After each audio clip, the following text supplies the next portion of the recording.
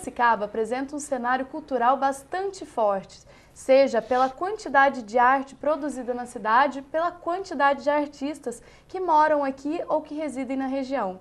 Para falar sobre esse assunto, nós recebemos hoje no nosso estúdio o professor Camilo Riani, que é artista gráfico e presidente do Salão Universitário de Humor da Unimep, e o Laércio Moretti, que é artista plástico, restaurador e foi curador das 3 etapas do projeto Colorindo a Saudade, que você já deve ter observado passando pela Independência no muro do cemitério da cidade.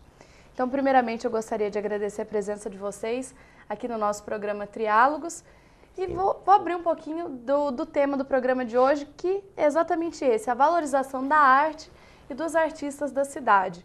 Então, para a gente começar a falar sobre esse assunto, primeiro vou perguntar para vocês, artistas, vocês se sentem valorizados nessa profissão, nesse meio da arte? Diga, Moretti, por favor. Eu acho que hoje um pouquinho mais do que um tempo atrás. Aliás, esses murais que a gente pintou no muro do cemitério ajudou muito, né? Quanto à valorização, não só minha, como de todos os artistas da cidade, né? Abriu trabalhos, fez a gente ficar mais conhecido, porque a gente estava até comentando antes, a grande maioria das pessoas acha que artista é hobby, você pinta, tá? E você trabalha em quê? Então... No meu caso até é mais complicado, viu? Porque aí quando perguntam com que você trabalha, eu falo, eu sou professor universitário. Não, mas em que você... E fora isso, você trabalha? Sim, eu trabalho o quê? Eu sou artista. O cara fala, pô, então você não faz nada, né? Porque é professor e artista. Então tem essa distorção, sim, como que realmente mas é cultural. É um hobby. Ela acaba ficando como hobby, até porque é uma área que desperta muita paixão. Evidentemente, você não tem como imaginar uma produção artística de qualidade ou uma atividade constante de arte se você não tiver muita paixão por aquilo. Então, isso acaba acontecendo que você tem uma legião gigantesca de pessoas que realmente adotam outro estilo, né, de vida profissional para ser viável, mas não abandonam. Então, realmente tem essa confusão com a questão E é um privilégio, né? A pessoa que trabalha com arte, faz o que gosta e ganha dinheiro com isso ainda, né? Hoje em dia está meio complicado isso. É um dom ser artista ou não? Ou qualquer um pode ser que só desenvolver suas habilidades que ele vira um artista? Eu acredito que... Eu acho que todo mundo nasce com uma certa aptidão, né? Uma aptidão para alguma coisa, seja para música, né? E só gostar não adianta, porque eu adoro música, mas eu já tentei pegar um violão na mão e aquilo não vai. Mas eu acho que é aliar, né, a aptidão, esse dom, a técnica. Sem técnica, acredito que... E a questão da música, por exemplo, que você citou, né, a grande paixão das pessoas, nossa, você é um guitarrista, show para milhares de pessoas. O que não se pensa é quantas horas aquele sujeito passa estudando aquilo. Sim, é verdade. Então é importante ter realmente uma ligação afetiva muito forte com aquilo e também profissional, se você quiser seguir carreira. Agora eu me lembro de comentário, acho que foi do Chico Caruso, se não me engano, em que ele dizia o seguinte, olha, a pergunta era mais ou menos, quando você começou então a desenhar? Ele falou, junto com você, o repórter, mas como assim? Junto com você, com ele que está assistindo, com todo mundo. Todos nós começamos na infância. É verdade. Solta uma coisa na mão da criança, já vai arriscar alguma coisa. Todos. É verdade. O que acontece é que depois, com o passar do tempo, há aquele grupo que acaba sendo mais estimulado. Por algum motivo, ele tem algumas características, algumas aptidões. Eu prefiro falar em aptidão do que dom. Eu também. Porque assim, o dom parece que é uma coisa divina que está pré-concebido. E não é nada disso. Assim, né? Agora, você tem uma aptidão, assim como, por exemplo, algumas pessoas têm um ouvido mais sensível. Sim. E aí, provavelmente, ele vai ter muito mais facilidade para a questão da distinção, e a música, de repente, está muito ligada a isso. Algumas pessoas têm uma musculatura específica, não é verdade? Você pode fazer o mesmo tipo de exercício para 2 pessoas, uma vai atingir um ápice muscular e outra, o osso, ele pode ser atleta. Então, acho que tem uma característica, mas o que vem depois é o que você faz com isso. as pessoas deixam de desenhar, e E segue outra carreira, alguns, né, malucos como nós, né, acabam Sim. insistindo e aí continuam. Então. Mas no final de tudo passa a ser privilégio de quem Com certeza. segue esse sonho, essa aptidão, essa coisa que ele gosta. Se eu ficar... Olha, eu fui para Pirapora, eu já levei um monte de cruz para Pirapora, agora esse ano aqui eu fui com meu filho. Eu e ele ficamos 8 dias na estrada. E eu vi aquelas paisagens lá na Serra do Japi, falava, meu Deus do céu, preciso de um lápis, de um carvão, de um pincel para me pintar. E a gente fica, se eu ficar sem sentar no meu cavalete e pintar durante 2, 3 dias, você fica maluco. E eu até acredito que isso é algo que vem efetivamente da característica da espécie humana mesmo, né? A questão da arte, ela não é... por exemplo, Aristóteles dizia muito que há várias características que distinguem o homem de qualquer outro ser vivo. Uma delas é rir. Uma das características é rir. Sim. É o único animal que ri. É o único animal que elabora o pensamento, né? E assim outra série de características. E uma delas é o fazer, é o elaborar. Sim. Não no sentido do ninho, etc., que os animais fazem coisas maravilhosas. Sim. Mas no sentido de você fazer algo sem a menor necessidade, o tátil, mas que isso é quase que tão necessário quanto você fazer o próprio ninho. Sim, isso é típico do ser humano. É verdade. E isso nós trouxemos durante milhares de anos. Imagina quantas gerações, desde a pré-história, foram se aperfeiçoando por conta da seleção. Então hoje nós carregamos dentro da gente, mas o nosso modo de vida não prioriza o fazer. Nem comida mais a gente faz em casa. É verdade, eu adoro cozinhar. Não é? A gente acaba na verdade. correria do dia a dia. Quem que não vai direto para um restaurante self-service ou pega pronto no supermercado, rápido. congela? Tudo fica mais rápido, tudo. E onde- Hoje em dia é tudo fast food. Tudo muito instantâneo, né? Sim, E isso sim. com tudo. Com E descartável. tudo. É o jardineiro que cuida do jardim, não é isso?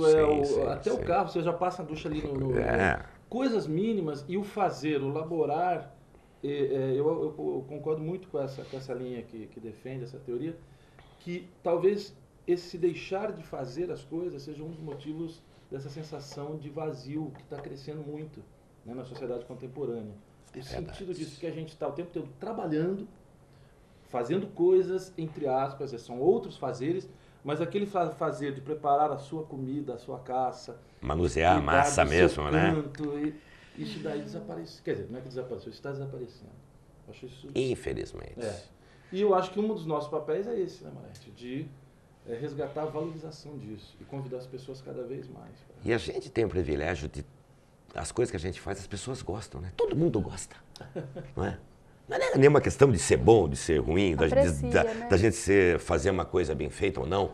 Mas a arte é uma coisa que todo mundo gosta. Essa experiência de pintar ao ar livre no muro cemitério, junto com muitos artistas, a gente via todo mundo passando, buzinando, todo mundo batendo palma. As pessoas paravam e iam levar cerveja, água pra gente, entende?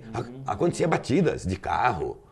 Porque ali é um fluxo rápido. Sim. É um fluxo rápido. E o pessoal queria prestar atenção. E as pessoas iam devagar, via um painel, depois via outro, e via outro. Daqui a pouco vem um lá atrás. Que eu acho que vem bem ao encontro disso que a gente acabou de comentar, que está talvez na nossa genética, na história da espécie humana, porque todo mundo carrega isso, aquela coisa da pintura rupestre, né? Verdade. Da caverna. É verdade. Por que o cara pintou aquilo, meu Deus? Né? Hoje a teoria Simbolizando as caças, né? Que seria uma coisa mais religiosa, Comida, ou mais ritual. Mas, de qualquer forma, fazer aquilo, registrar aquilo, está dentro de todo mundo. Agora, tem alguns que continuam fazendo e outros que abandonam, mas permanece dentro dele. Então, não tem quem não pare, se entusiasme. Deve ter sido uma experiência fantástica. Né? Olha, foi. E também até financeiramente. Porque antes eu vendia um quadrinho aqui, outro lá, pintava um retrato de encomenda, enfim. Mas sabe, vida de artista, como é que é? Restaurava uma imagem, às vezes ia fazer umas letras aí pro barbeiro, enfim.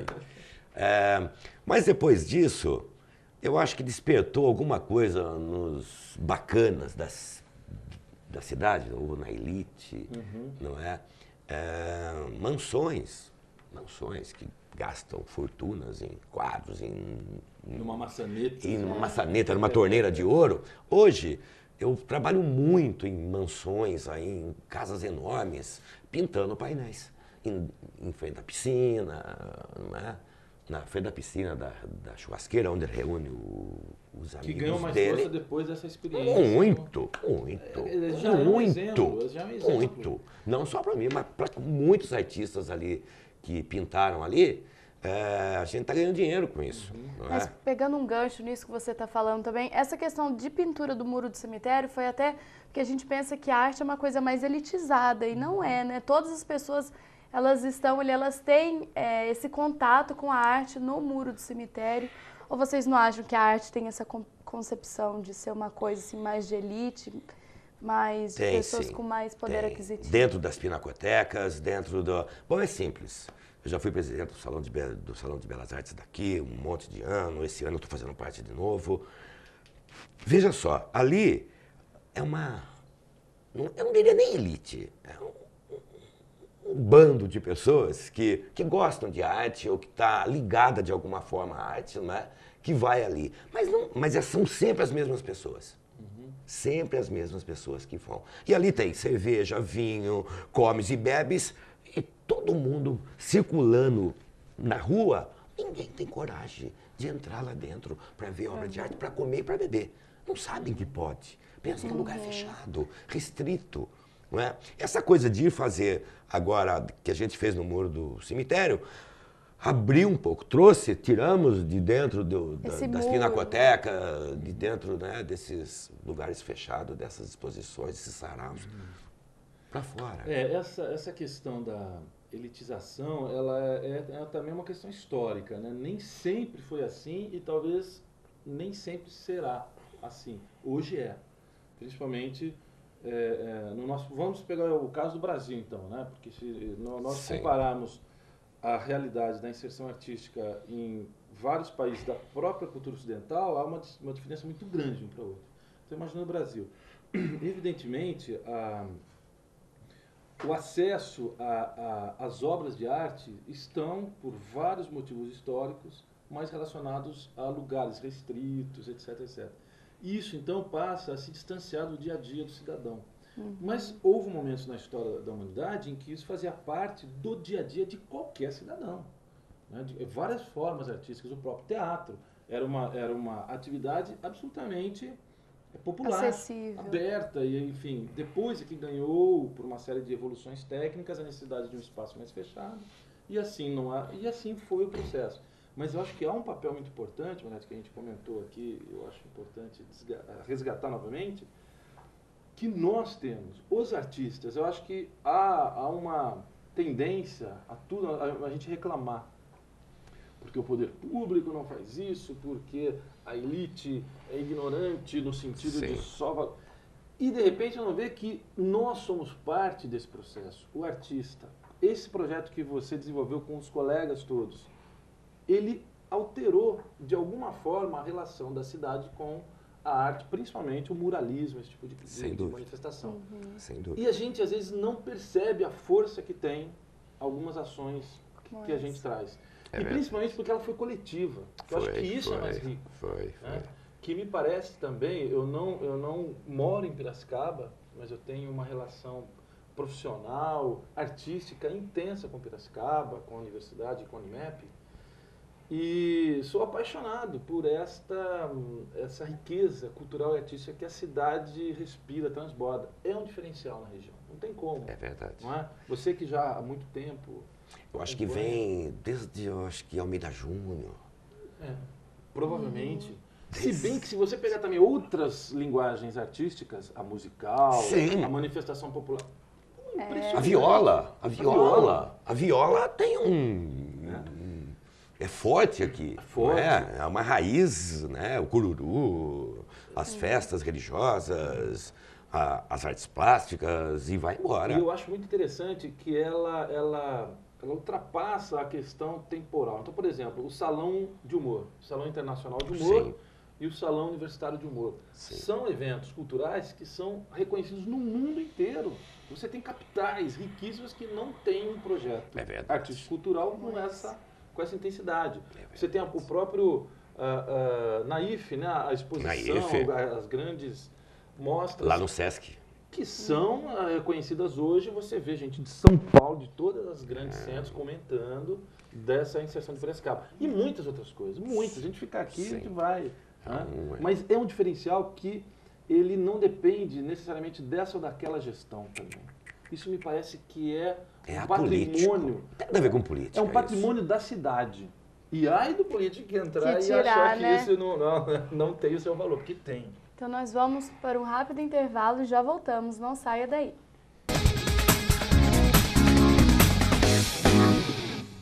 Requebra bumbum, nome, nome. Ai, requebra bumbum, nome, nome. Ai, requebra bum, nome. Ai, requebra bumbum, nome. Ai, requebra bum.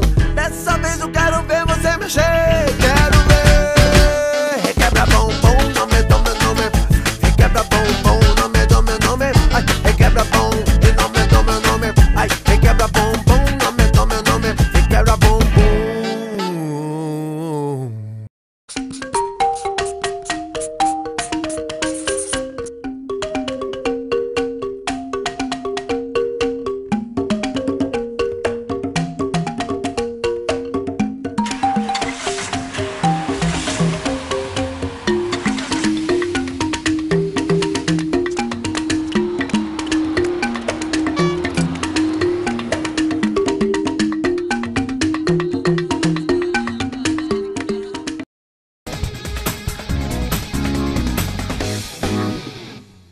O programa Triálogos está de volta e hoje nós estamos falando sobre o cenário cultural da cidade de Piracicaba. Para conversar sobre esse assunto, nós recebemos no nosso estúdio o professor Camilo Riani, que é presidente do Salão Universitário de Humor da Unimep e artista gráfico, e o Laércio Moretti, que é artista plástico, restaurador e curador das 3 etapas do projeto Colorindo a Saudade.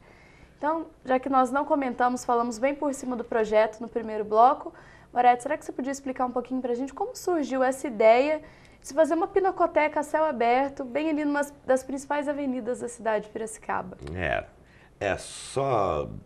Só corrigindo bem, são 3 etapas, mas são 4, né? Porque aonde começou, eu costumo dizer que é 00 ali. Né? A Sapucaia com 7 painéis e depois mais 90 painéis. Fizeram mais 90 painéis, depois dá um total de 97 painéis. Parece que tá para entrar no livro dos Guinness isso. É mesmo? É real. É uma iniciativa assim única, nunca foi feito antes? É uma coisa que não tem. Existe murais, painéis, em São Paulo tem muito, os grafiteiros fazem muito isso, embaixo de pontilhões, enfim. Mas assim, quase 100 obras em mais de 400 metros de muro, principalmente de cemitério. É meio inusitado. E ainda falta espaço pelo número de artistas que Piracicaba Sim. tem. Aqui é meio... Piracicaba é meio celeiro. Mas isso a gente tem tem uma árvore enorme, uma castanheira chamada Sapucaia, e a gente, todo ano, a gente iluminava ela. Que lá é a única árvore que restou de um antigo bosque que tinha lá, né? Depois foi feito o Campo do 15 lá, foi a derradeira que ficou lá. E a gente iluminava e eu via aqueles 7 painéis bem de frente para ela. O Heitor Gaudêncio, na época, era secretário, o Machado era prefeito, foi o último ano deles. E eu falei se podia pintar algumas paisagens. Ele falou, não, vamos sim, vamos pintar. Aí eu convidei alguns amigos e pintamos ali 7 paisagens. E depois o governo mudou e o governo Bajas e a Rosângela Camolese achou interessante a ideia. Passamos para o outro lado da avenida, para o muro do cemitério, aí convidamos todos os artistas da cidade e ficou faltando gente aí. Em todas as etapas foram temas diferentes, né? Que a gente observa que cada pintura assim, se trata de um assunto. Na Sapucaia a gente pintou mais o rio mesmo, não é? Mais coisas da cidade, não é? Salto, Casa Povoador, enfim. Aí a gente pintou na primeira etapa, a gente tinha uma ideia de fazer uma continuação do rio, não é? Juntar fotos não é? Percorrendo o rio de ponta a ponta e fazer um grande painel. Mas ficou mais ou menos, no fim, se perdeu um pouquinho a altura do rio aqui, lá, mas foi só o rio mesmo, só o rio. Aí depois a gente, numa segunda etapa, a gente fez 25 painéis de mais a coisa de religião, né? Fizemos anjos, santos e arcanjos. Pegamos artistas que não tinham feito a primeira fase, não é? Para fazer lá.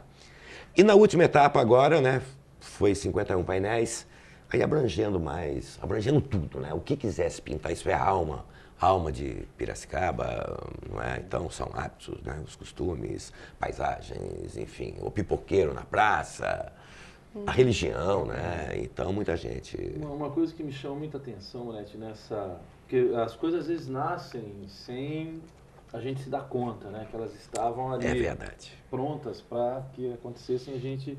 Por isso que a ação de todos nós acho que é importante. Mas ali existe quase que uma metáfora que me chama muita atenção, que é a questão do muro, mas é o muro de um local muito específico para a nossa cultura. É verdade. É a questão o muro de um cemitério. Um Campo Santo, né? E da morte, sim, né? Sim. Do fim. E essas pinturas, essa imensidão de cores, de estilos, vira exatamente da vida para um muro que tem sempre um aspecto, para muita gente ainda, aquela coisa... Não, triste, fúnebre, não é? Vida, Sem o recomeço. dúvida. Eu achei assim de uma felicidade o local, até às vezes acidentalmente, por conta da extensão, mas que traduz também, eu acho que esse papel da arte. A arte é a renovação da vida o tempo todo. Mas você sabe que eu acho que foi um reflexo mesmo, porque a gente fez ali em frente, né, no campo do 15, né, os painéis, né, e olhar para o outro lado, que é o cemitério, aquele muro negro, estranho, tudo meio caindo, né? E olhar essas mesmas paisagens que está aqui, jogando para lá, falei, nossa Senhora, se encher isso aqui até o corpo de bombeiro, lá uns 400 metros. Falei, nossa, imagine botar painéis para ir embora, encher de obras de arte aí. Não é? Então não foi muito difícil não, né? Eu imagino, e acho que até talvez seja realmente uma das raras e únicas experiências nesse sentido, porque a gente até encontra em várias cidades algumas... Painéis isolados, ou né? painéis isolados, ou como você diz, em algumas áreas mais extensas das vias, né, de trânsito, ou em escolas. É normal que as escolas, até por um motivo de impedir um pouco a depredação por conta da pichação, que às vezes até o pessoal confunde, os alunos perguntam, mas é arte ou não é? Na verdade tem que começar pelos conceitos, né? Existe o grafitismo, que está muito mais ligado ao muralismo, que vocês fazem, sem dúvida. Que são várias técnicas, né? Você tem uma fresco, que é uma coisa mais antiga, outra técnica. Trabalhava em cima do reboco fresco mesmo, né? Por isso que é com pigmento úmido, né? É úmido. E aí hoje você tem o muralismo, que também tem vários países com tradições, México e tudo mais. E o grafite é realmente de uma cultura mais urbana recente. Mas elas têm essa característica, principalmente o grafite, de ser feito ao ar livre. É isso que até é uma discussão. Pô, vai para dentro das galerias, mas não, isso é... Mas o grafite é diferente do vandalismo, da pichação, da depredação, né? Então, até para evitar um pouco disso, na questão da juventude, se propõe em escolas alguns grafites. Então, várias cidades você vê isso. Mas em cemitério, eu não me lembro de ter visto. É que eu sempre observo. Então, eu acho que ela tem um aspecto poético muito maior ainda, muito mais rico. É verdade, é verdade. Existem alguns outros projetos para a gente fazer, né, disso, né, no Lar dos Velhinhos, Sim, olha, aqueles muros, né, uma entrada e saída de cidade, não é?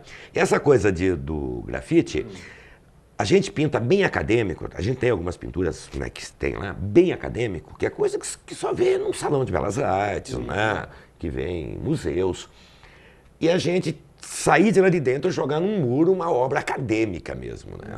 Tem obras clássicas ali, o Rocco Caputo, alguns bem clássicos lá, que fez algumas obras lá, que é uma coisa... Uma técnica primorosa, típica de telas. De tela mesmo, de tela. É isso que eu achei... Embora lá tem estilos diversos ali, Tem tudo ali. Camila, agora falando também um pouquinho, Salão Universitário de Humor, aniversariando esse ano, 20ª edição. Como estão os preparativos para essa edição comemorativa especial? 20 anos, né, do Salão, que Beleza. é uma consequência em termos o surgimento dele, evidentemente é uma consequência do Salão Internacional de Humor de Piracicaba, que está quase com 40, né? E foi uma ideia do professor Almir Maia, que foi o reitor da universidade, envolveu professores da comunicação, funcionários, alunos. Logo que surgiu em 92, foi uma grande paixão e ele se multiplicou hoje também, é internacional. Então, eu entrei depois de alguns anos, quando eu vim para a universidade, e fico muito feliz com essa comemoração, porque quando avaliamos a quantidade de talentos jovens que foram revelados e hoje estão atuando profissionalmente, só isso já valeria toda a dedicação que a gente tem feito nesses anos todos. Mas também a preservação de um espaço de manifestação artística. Às vezes as pessoas perguntam, mas o Salão Universitário em Piracicaba e tem o Salão Internacional. O Salão Universitário não poderia, de repente, por que não as mesmas pessoas participarem lá? Lógico, e normalmente eles participam. Mas nós estamos falando de um grupo que tem normalmente uma faixa etária, uma experiência ou uma inexperiência e uma visão de mundo que é muito específica. É praticamente inédito na história aqui do Salão Universitário algum profissional, quer dizer, ele ainda não tem nem... O cara de 17, 18 anos que está tateando um espaço. Aqui, evidentemente, ele vai ter esse espaço. E quando é bom, é impressionante, porque o júri, naquele momento, bate o olho, e aí as pontes são criadas e hoje estão na Folha de São Paulo, na Veja, em vários veículos. Então, para a gente é uma satisfação muito grande. E também, com esses 20 anos, acaba que surgem outras possibilidades. E um dos prêmios que agora a gente está divulgando, que eu acho fundamental, fiquei muito feliz, teve envolvimento do professor Renato Gomes, Elston Gomes, aqui da Faculdade de Comunicação, o professor Josué, da Coordenadoria de Extensão, enfim, várias pessoas se dedicaram em um trabalho junto, o próprio Fabiano, que também era da TV Unimep, com o projeto Educar para Crescer, que é patrocinado pela Editora Abril. E surgiu daí o prêmio Educar para Crescer, Faculdade de Comunicação Unimep, que vem se somar ao prêmio Meio Ambiente, Martha Watts, que é dado todo ano, Sim. e aos outros prêmios, de caricatura, chá de cartoon. O diferencial deste prêmio, Educar para Crescer, Faculdade de Comunicação da Unimep, é que além do valor em dinheiro, o vencedor terá um contrato para publicar 10 obras nas grandes revistas de alcance nacional, que é como o Muro, você trazer para o público aquilo que o público geralmente não tem o contato. Não tem acesso. E você relatou aqui o quanto isso foi importante para vocês, ter a oportunidade de mostrar o trabalho, quanto isso transforma a sociedade e a vida do artista. Então, para a gente é uma satisfação muito grande. Esse aluno que conseguir alcançar o prêmio... privilégio para o aluno também. Exatamente, né? De ter um portfólio nas maiores publicações do país. Vale mais do que dinheiro, né? Vale mais, vale mais. E ainda tem dinheiro. Então, assim, eu convido realmente a todos para aproveitar a oportunidade aqui, que quem tiver interesse ou conhecer algum jovem estudante universitário, todo mundo conhece, aquele talentoso, ou de graduação ou de pós-graduação, que entre no site, é o www.unimep.br/salão de humor. Tudo junto, 60. Ali vai encontrar regulamento, ficha de inscrição, até o dia 21 de maio.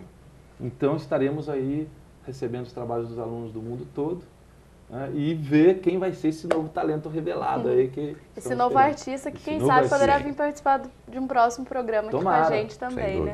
É isso aí. Eu gostaria de agradecer a presença de vocês aqui no nosso programa e na TV Unimep, e agradecer a você que nos acompanhou em mais uma edição do programa Triálogos.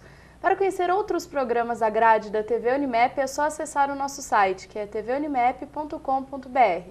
Mande também suas contribuições, suas dicas, sugestões para o e-mail tvunimep@unimep.br. Tchau e até a próxima semana.